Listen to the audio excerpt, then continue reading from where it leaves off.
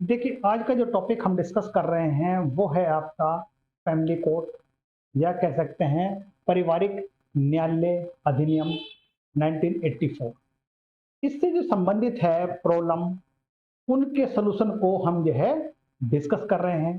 देखिए, प्रथम क्वेश्चन जो है इसके अंतर्गत जो है या प्रथम समस्या जो है वो देखिए अब यह है, परिवार न्यायालय के समक्ष वैवाहिक वाद विचाराधीन है। अब देखिए मतलब जो है, पत्नी एक प्रैक्टिस करने वाली अधिवक्ता है, जबकि पति एक व्यवसायी है।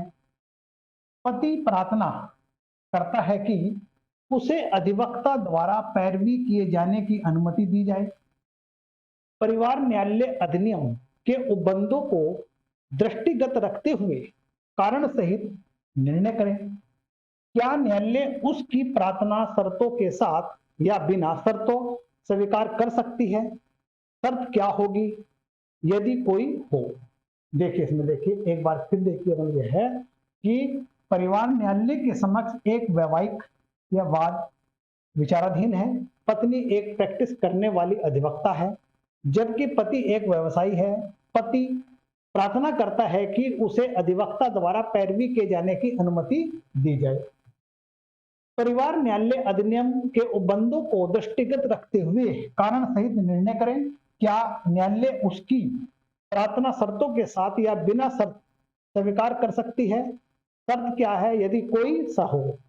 देखिए, इसके अंतर्गत देखिए आप जो है, अब हम बात करते हैं इस समस्या के जो अंतर्गत है, परिवार न्यायालय अधिनियम 1984 की जो धारा है 13 एवं परिवार न्यायालय नियमावली 2006 के नियम 27 पर आधारित है। मैंने किस पे देखिए, यानी कि जो है परिवार न्यायालय अधिनियम की जो धारा है 13 और परिवार न्यायालय नियमावली 2006 के नियम 27 पर आधारित है।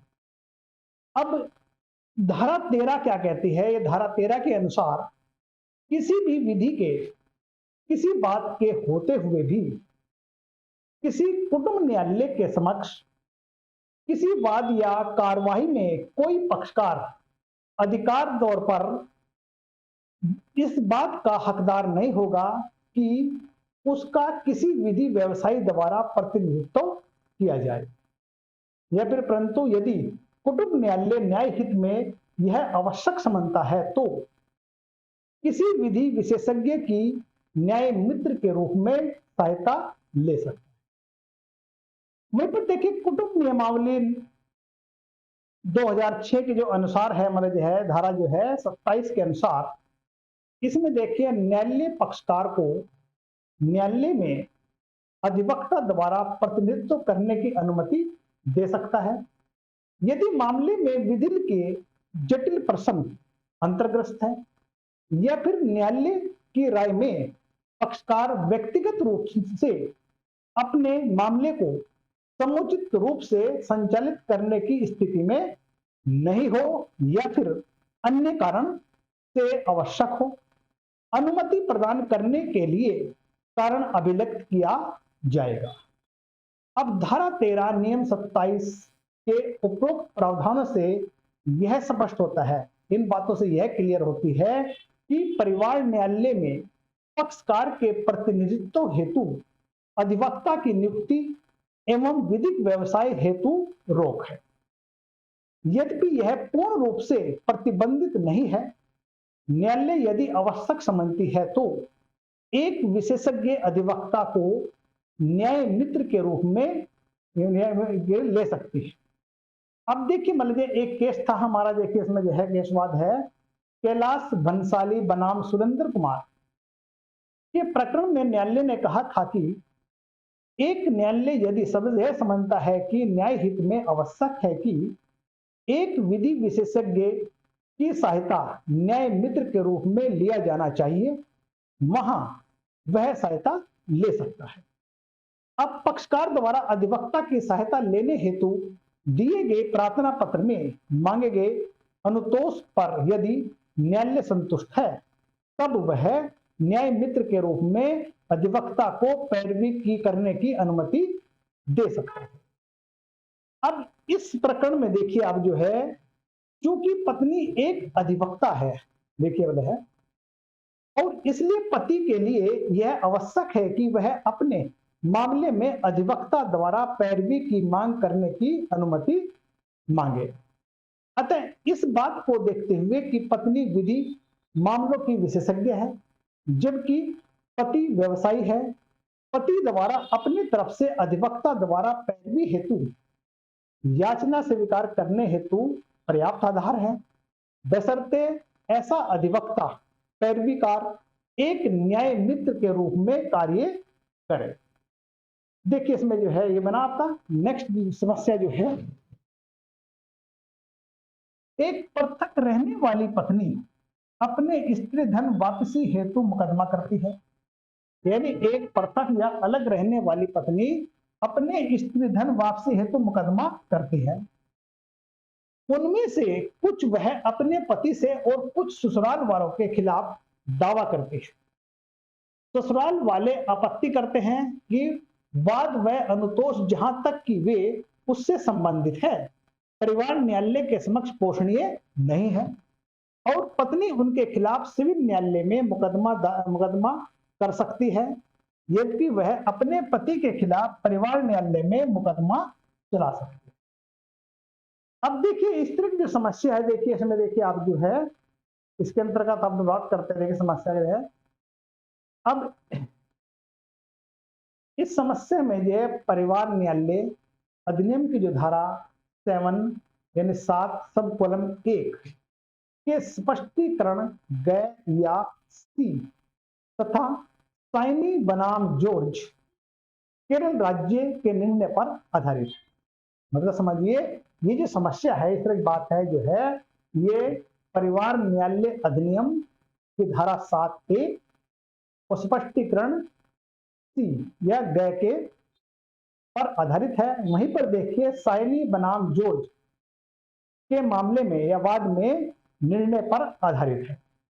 अब 7A या फिर जो है स्पष्टीकरण ग के अनुसार किसी विवाह के पक्षकार के बीच ऐसा पक्षकार की या फिर उनके में से किसी की सम्मति की बाबत कोई विवाद या कार्रवाई परिवार न्यायालय की अधिकारिता के अंतर्गत है।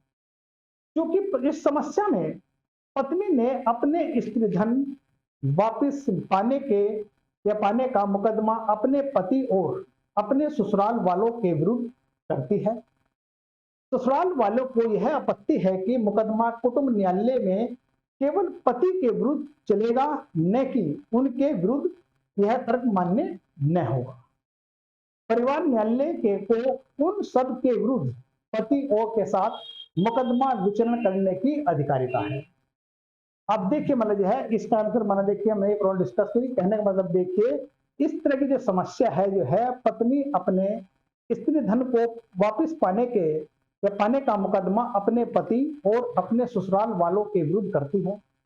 ससुराल वालों को यह आपत्ति है कि मुकदमा जो है कुटुंब न्यायालय में केवल पति के विरुद्ध चलेगा, न कि उनके या हमारे विरुद्ध। यह तर्क जो है मान्य न होगा, क्योंकि परिवार न्यायालय को उन सब के विरुद्ध पति के साथ मुकदमा विचारण करने की अधिकारिता है। अब देखिए जो है नेक्स्ट समस्या, देखिए इसमें देखिए आप क्या है,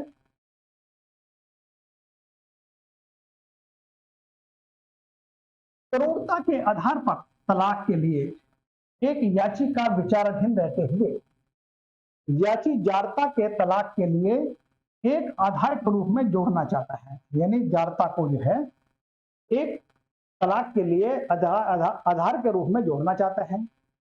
क्या प्रक्रिया होगी? प्रासंगिक प्रावधान एवं निर्णय विधि यदि कोई हो तो उसके चर्चा करें। अब देखिए ये जो समस्या है, देखिए ये है हमारे परिवार न्यायालय अधिनियम की धारा 10 और तथा सिविल प्रक्रिया संहिता के आदेश 6 और नियम 17 पर आधारित है।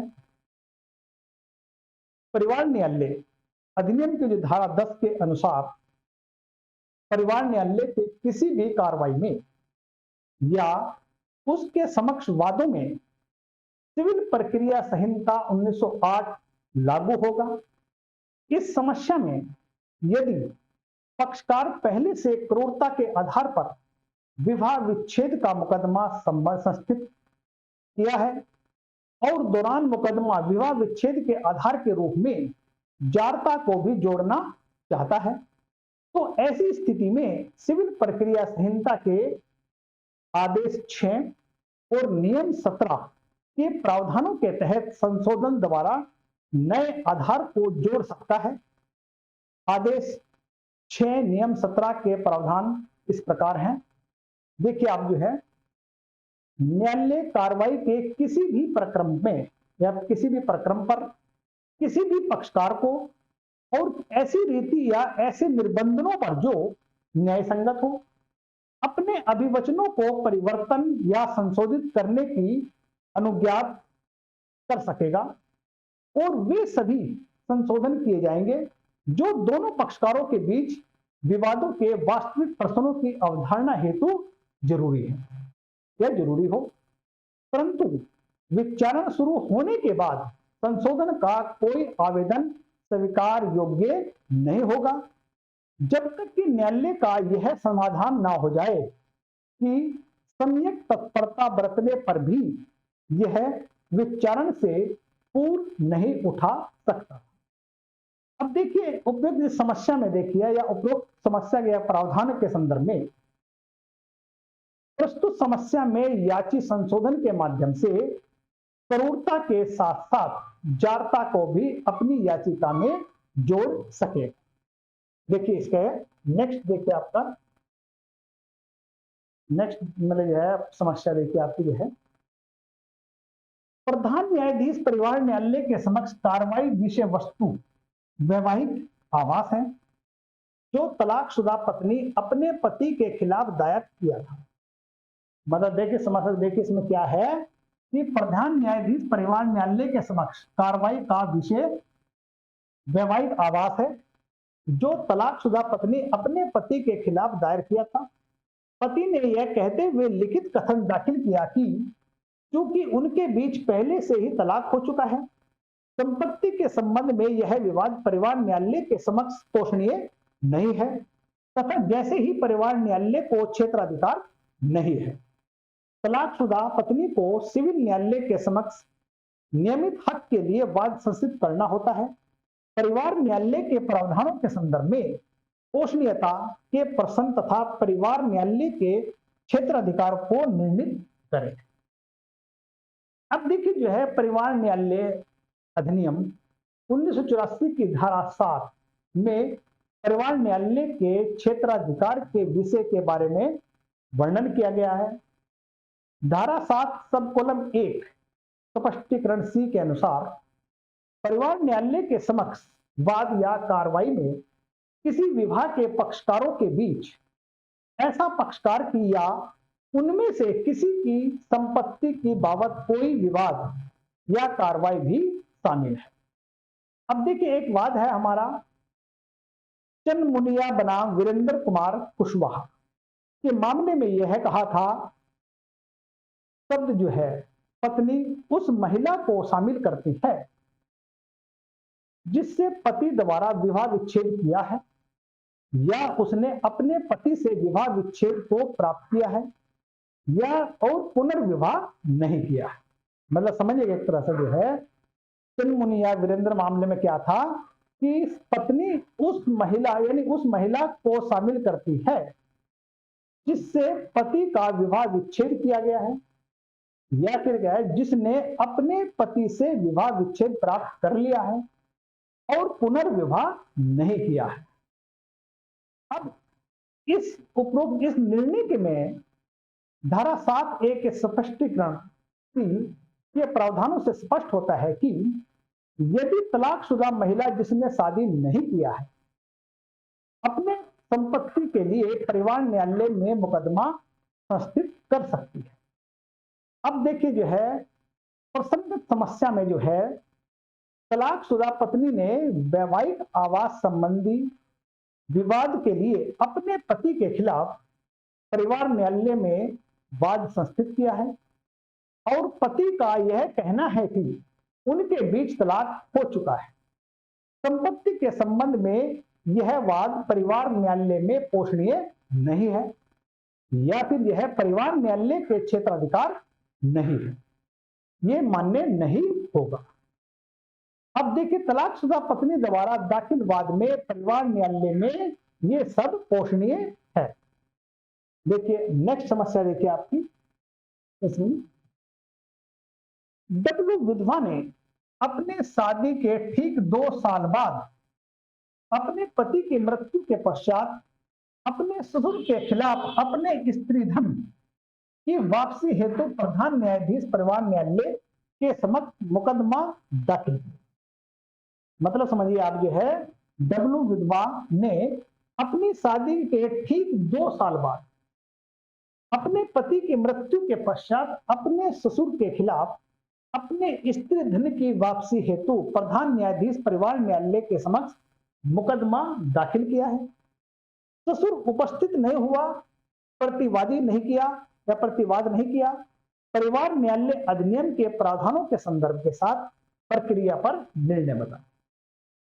अब देखिए इस तरह की समस्या देखिए, ये हमारे जो है परिवार न्यायालय अधिनियम 1984 की धारा 10 पर आधारित है। कौन सी धारा पर?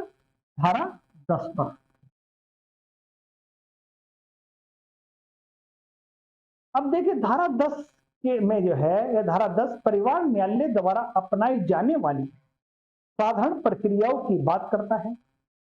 धारा 10 के अनुसार इस अधिनियम के अन्य उपबंधों और नियमों के अधीन रहते हुए सिविल प्रक्रिया संहिता 1908 और तत्समय प्रवर्तित किसी अन्य विधि के उपबंध किसी भी कुटुंब न्यायालय के समक्ष वाद और दंड प्रक्रिया संहिता 1973 की अध्याय 8 के अधीन कार्रवाई से भिन्न कार्रवाई को लागू होंगे।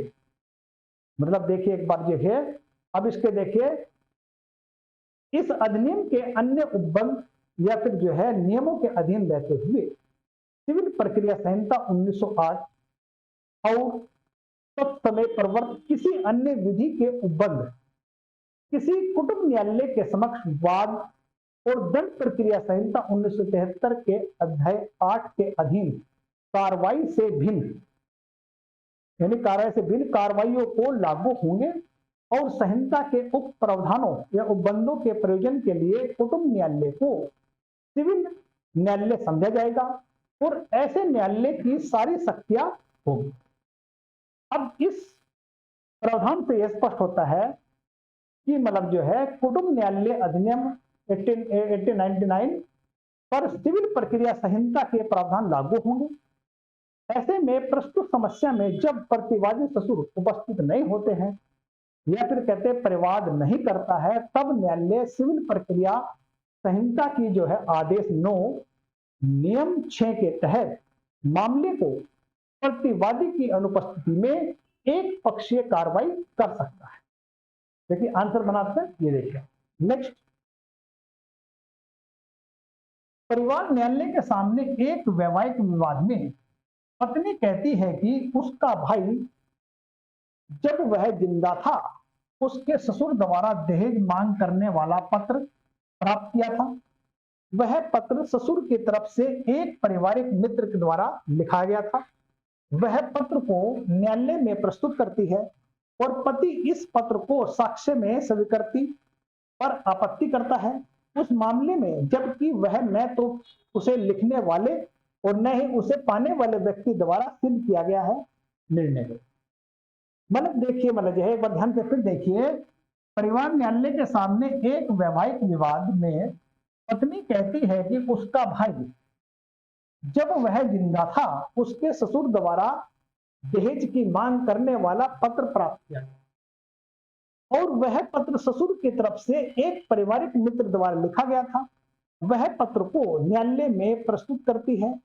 पति इस पत्र को साक्ष्य के रूप में स्वीकृत पर आपत्ति करता है और उस मामले में जबकि वह न तो उसे लिखने वाले और न ही उसे पाने वाले व्यक्ति द्वारा सिद्ध किया गया है निर्णय को।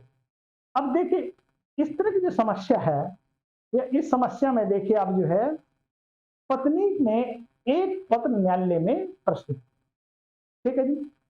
और यह पत्र उसके ससुर की तरफ से भिन्न किसी व्यक्ति या अन्य व्यक्ति द्वारा लिखा गया था और उसके भाई को भेजा गया था। उस पत्र में जो है दहेज की मांग की गई थी और विचारण के दौरान उक्त पत्र को न तो लिखने वाला और न ही उसे पाने वाले ने ही उसे साबित किया है। अब उपरोक्त परिस्थिति में उक्त पत्र में अंतर्विष्ट बातों पर भरोसा नहीं किया जा सकता है। अब देखिए यहां पर परिवार न्यायालय अधिनियम की धारा 14 के अनुसार कोई कुटुंब न्यायालय ऐसे किसी रिपोर्ट या कथन, दस्तावेज, जानकारी या बातों की जो उसकी राय में किसी भी विवादक के प्रभावकारी रीति से कार्रवाई करने में उसकी सहायता कर सकेगी, चाहे वह भारतीय साक्ष्य अधिनियम 1872 के अधीन अन्यथा सुसंगत या ग्राह्य हो या ग्राह्य नहीं हो, साक्ष्य के रूप में प्रस्तुत कर सके। अब देखिए धारा 14 में केवल साक्ष्य प्राप्त करने की बात है। यह नहीं कहा गया है कि साक्ष्य के रूप में पढ़ा जाएगा।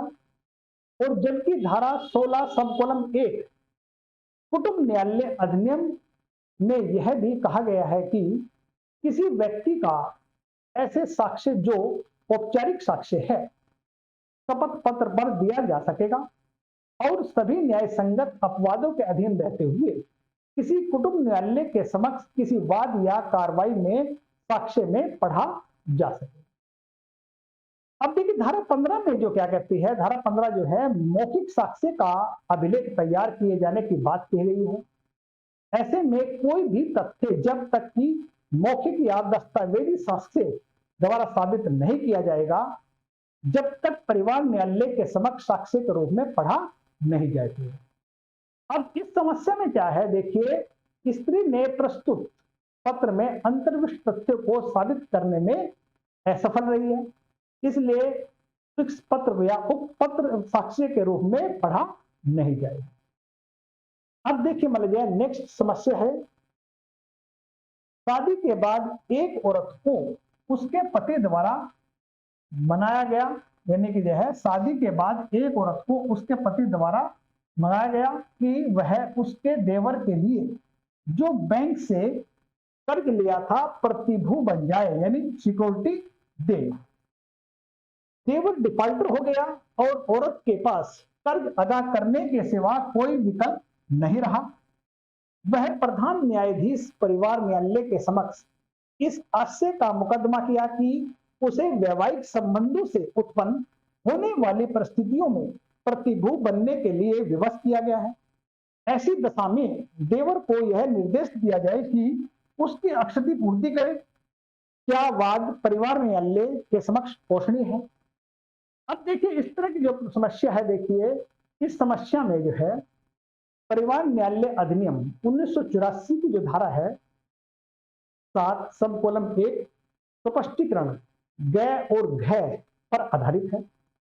धारा 7 के अनुसार, यानी धारा 7 में कुटुंब न्यायालय की अधिकारी से संबंधित है और धारा 7 में यह स्पष्टीकरण उन वादों और कार्रवाई को बताता है जो कुटुंब न्यायालय से संबंधित है।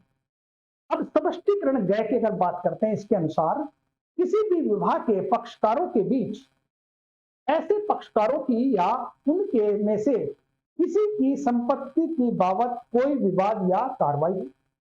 घ क्या कहता है, स्पष्टीकरण घ किसी वैवाहिक संबंध से उत्पन्न परिस्थितियों में किसी आदेश या व्यवदेश के लिए वाद की या कार्रवाई। अब देखिए मान लीजिए इस समस्या में जो है, प्रस्तुत समस्या के में जो है पति द्वारा अपनी स्त्री यानी अपनी पत्नी को मनाया गया कि वह अपने भाई के लिए या अपने भाई द्वारा लिए गए बैंक ऋण के लिए प्रतिभू बन जाए। कालांतर में जब देवर ने ऋण जमा नहीं किया, बैंक ने स्त्री के विरुद्ध कार्रवाई की तो उसे ऋण भरना पड़ा। अब स्त्री द्वारा बैंक को दिया गया ऋण या प्रतिभू के रूप में निश्चित ही उसका स्त्रीधन रहा, जिसे उसने वैवाहिक परिस्थितियों में अपने पति या अन्य परिवार के सम्मान में बैंक को दे दिया। न्याय हित में एक स्त्री को यह अधिकार है कि वह अपना स्त्रीधन देवर से प्राप्त, क्योंकि मामला वैवाहिक परिस्थितियों से उत्पन्न हुआ है तथा मामला स्त्रीधन से संबंधित है, इसलिए उपरोक्त समस्या से संबंधित वाद की सुनवाई करने का अधिकार कुटुंब न्यायालय का क्षेत्र अधिकार के अंतर्गत आता है। देखिए, यह समस्या मैंने आपके साथ डिस्कस की है। आगे नेक्स्ट क्लास में और समस्याओं के लिए फिर मिलेंगे।